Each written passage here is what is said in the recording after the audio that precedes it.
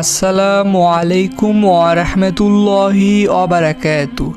নবী সাল্লাল্লাহু আলাইহি সাল্লাম বলেছেন, এক রাতে পেটে সন্তান আসবে, রাতে দোয়াটি 7 বার পড়ুন। এমন একটি দোয়া রয়েছে যে দোয়াটি পড়লে রাতের বেলাতে এক রাতে গর্ভে সন্তান আসবে ইনশাআল্লাহ। তো আপনারা এই যে আমলটি রয়েছে এই আমলটি তারাই করবেন যাদের গর্ভে সন্তান আসে না এবং আপনারা অনেক বছর হলো, অনেক মাস হলো অপেক্ষা করে আছেন যে কবে আপনাদের গর্ভে মহান আল্লাহ রাব্বুল আলামিন সন্তান দিবে এবং তারপর আপনারা সুসংবাদ পাবেন ইনশাল্লাহ। আপনারা এই আমলটি সকলেই করবেন, খুব দ্রুতই আপনাদের রেজাল্ট আসবে, আপনারা সুসংবাদ পেয়ে যাবেন। তো এই যে আমলটি রয়েছে নবী মুহাম্মদ সাল্লাল্লাহু আলাইহি সাল্লাম এই আমলটি আপনাদেরকে সকলকে শিখিয়ে দিয়ে গেছেন, যেটা অনেকে হয়তো জানেন, অনেকে হয়তো জানেন না। আপনারা আজকের এই ভিডিওটির মাধ্যমে এই আমলটির বিষয়ে জানতে পারবেন। তো জানতে হলে অবশ্যই ভিডিওটি না টেনে সম্পূর্ণ দেখবেন। ভিডিওটি টেনে টেনে দেখলে কিন্তু আপনারা কখনোই আমলটির নিয়ম বুঝতে পারবেন না, তাই সম্পূর্ণ ভিডিওটি দেখবেন। আর এই যে আমলটি রয়েছে এই আমলটি আপনারা কিভাবে করবেন সেই নিয়মগুলো তো একদম সহজভাবে আপনাদেরকে এখন জানিয়ে দিব। তার আগে আপনাদের সকলের কাছে একটি ছোট্ট রিকোয়েস্ট থাকলো, আপনারা অবশ্যই এই ভিডিওতে লাইক দিবেন এবং এইরকম আরও নতুন নতুন আমলের ভিডিও পেতে অবশ্যই চ্যানেলটি সাবস্ক্রাইব করে পাশে থাকা অল নোটিফিকেশন অন করে রাখবেন। তো আপনারা এই আমলটি কে কে করতে পারবেন সেটা বলে দিই আগে।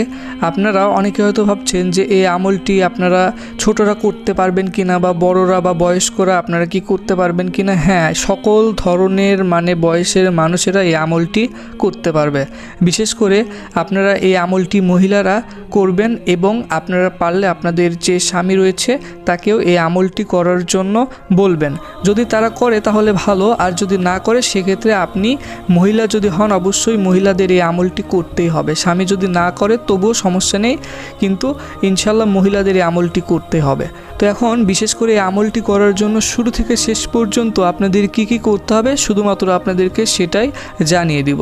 তো আপনারা এই আমলটি যখন করবেন অবশ্যই প্রথমত অজু অবস্থায়, পাক পবিত্র অবস্থায় রাতের বেলাতে একটি সময় রয়েছে, সেই সময় আপনারা এই আমলটি সম্পূর্ণ করবেন। এখন আপনারা অনেকে হয়তো ভাবছেন যে রাতের বেলা আপনারা এই আমলটি কোন টাইমে করবেন। এই আমলটির যে দোয়া রয়েছে দোয়াটি অত্যন্ত ছোট একটি দোয়া। আপনারা আশা করি সকলেই এই দোয়াটি অনেকেই হয়তো জানেন বা অনেকেই হয়তো জানেন না, কিন্তু এই যে আমলটি রয়েছে গোপন আমল, এই আমলটির বিষয়ে আপনারা কেউই হয়তো জানেন না, অনেকেই হয়তো জানেন। তো আপনারা এই যে আমলটি রয়েছে আমলটি ইনশাল্লাহ করলে খুব দ্রুত রেজাল্ট পাবেন। তো রেজাল্ট পাওয়ার জন্য আপনাদের তো আমলটি করতে হবে। শুধু শুধু আপনারা যে আমলটির নিয়ম শুনলেন এবং করলেন না তাহলে তো হবে না, আপনাদের অবশ্যই আমলটি করতে হবে। তো এই আমলটি করার শুরুতে আপনাদের একটি দোয়া পড়তে হবে। আমি আপনাদেরকে এই দোয়াটি মাত্র একবার তেলাওয়াত করে শোনাবো। দোয়াটি হচ্ছে আউযু বিল্লাহি মিনাশ শাইতানির রাজিম। আমি আবারও বলছি তাহলে আপনাদের বুঝতে সুবিধা হবে। আউযু বিল্লাহি মিনাশ শাইতানির রাজিম। এই দোয়াটি আপনারা প্রথমে পড়বেন। তো এই যে দোয়াটি রয়েছে এই দোয়াটি পড়ার পরে তারপর আপনাদের বিসমিল্লাহির রহমানির রহিম এই দোয়াটি পড়তে হবে। বিসমিল্লাহির রহমানির রহিম এই দোয়াটি আপনারা কতবার পড়বেন সেগুলো আপনাদেরকে সম্পূর্ণ এখন তো জানিয়ে দিব। তো মনে রাখবেন এই আমলটি করার জন্য মেন যে দোয়া সেই দোয়া এখন আপনাদেরকে জানানো হয়নি, তো সেই দোয়াটি তো আপনাদেরকে জানিয়ে দিব। তার আগে আপনাদেরকে বলে রাখি আপনারা সকলেই অজু অবস্থায় পাক পবিত্র অবস্থায় হয়ে তারপর আপনাদের যে বিছানা রয়েছে সেই বিছানার উপর আপনারা জায়নামাজ বিছিয়ে এই আমলটি করতে পারেন, তাহলে সবথেকে ভালো হবে। বা আপনারা চাইলে আপনাদের রুমের একটি পরিষ্কার পবিত্র জায়গাতে বসে থেকেও এই আমলটি করতে পারেন। আর আপনারা ছেলেরা যে কোনো জায়গাতে এই আমল করতে পারবেন, কিন্তু মহিলাদের অবশ্যই রুমে করলে এই আমলটি সবথেকে ভালো হবে। আশা করি আপনারা এটা বুঝতে পারলেন। আপনারা অবশ্যই এই নিয়মটি মানবেন। আর অজু করে যখন আপনারা এই আমলটি করার জন্য প্রস্তুত হবেন তখন অবশ্যই আপনারা কিবলামুখী হয়ে বসবেন। কিবলামুখী হয়ে বসার পর তারপর আপনারা প্রথমে শুধুমাত্র একটি দোয়া পড়বেন, সেই দোয়া হচ্ছে আউযু বিল্লাহি মিনাশ শাইতানির রাজিম। এই দোয়াটি আপনারা পড়বেন মাত্র 7 বার।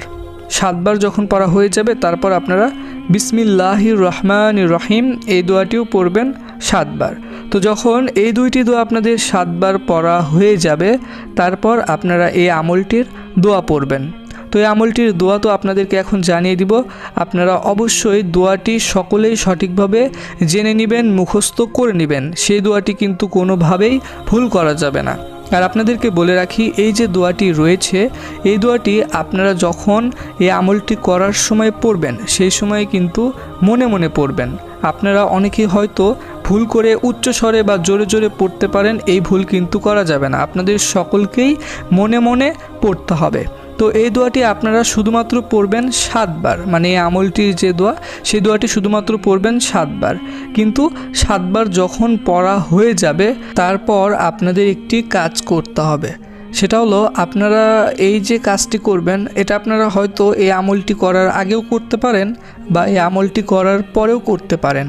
তো এই যে কাজটি আপনাদের করতে হবে, সেটা হলো আপনারা শুধুমাত্র 1 গ্লাস পরিষ্কার পবিত্র একটি পাত্রে বা গ্লাসে আপনারা পানি নিয়ে সেই পানি আপনাদের সামনে রাখতে পারেন এই আমলটি করার আগে, বা আপনারা এই আমলটি করার পর সেই গ্লাসটি আপনারা হাতে নেবেন।